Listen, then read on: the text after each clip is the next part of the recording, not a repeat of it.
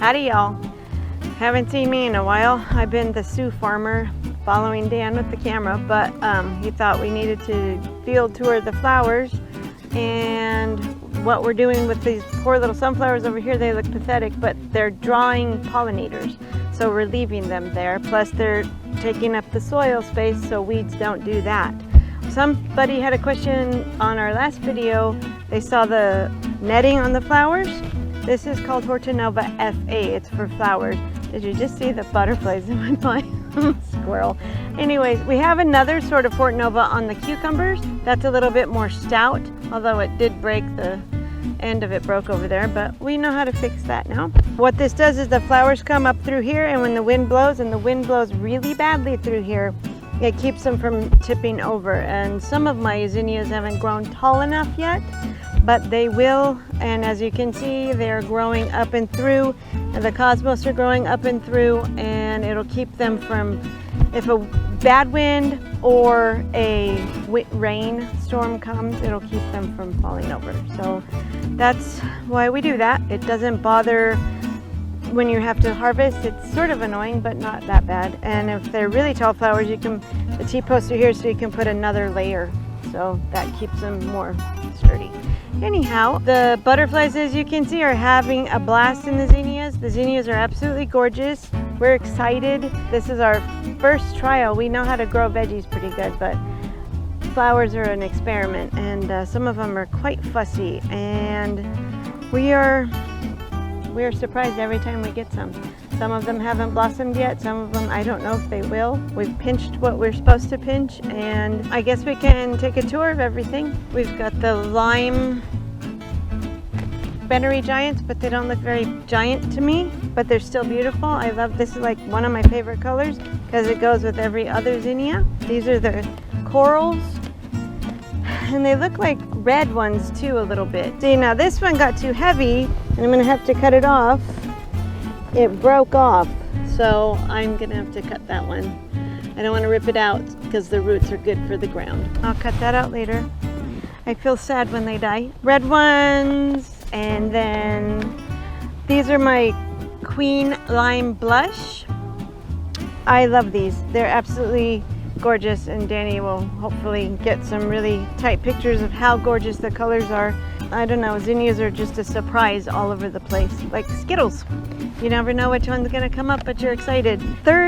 Second succession, third succession. You can tell by the differences in length. So first, second, third, trying to fill up the spots, keep the weeds down, and keep flowers coming over and over. These are teddy bears, if you wanna come over here.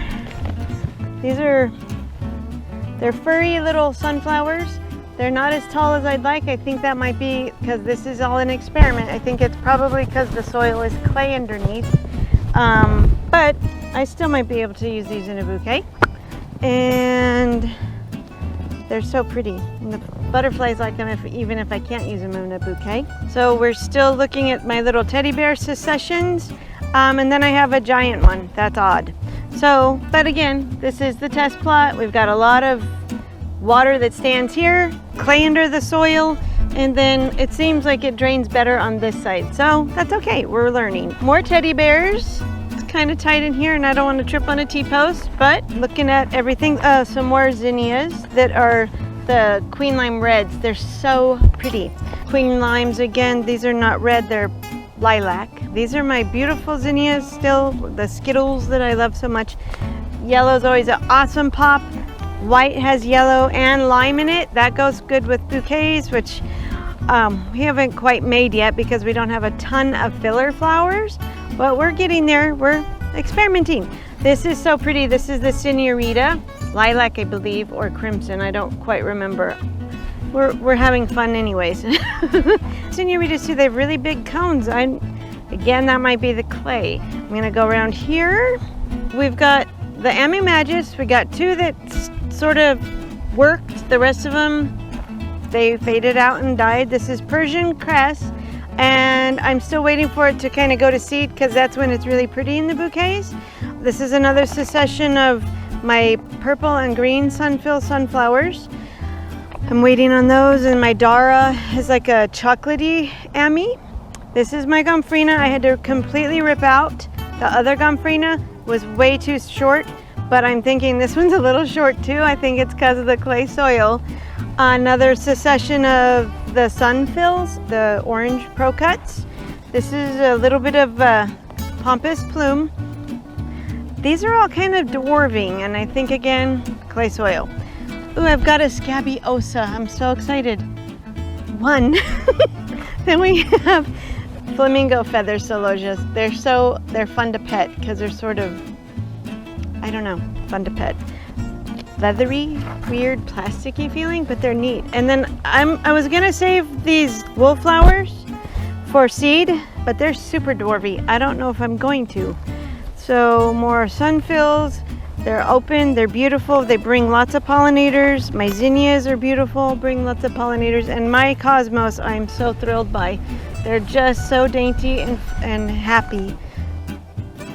They look like little cupcake cups. They're just dainty. I love them. I can't wait to make bouquets. These have been here for a good month and they're still gorgeous. This is a crazy little thing though, because they're supposed to be single stem sunfill pro cuts and they're branchy. So I'm kind of leaving them there. And then over here, my toad flax. These are my little joys. Thanks y'all for touring my 5 little rows of flowers.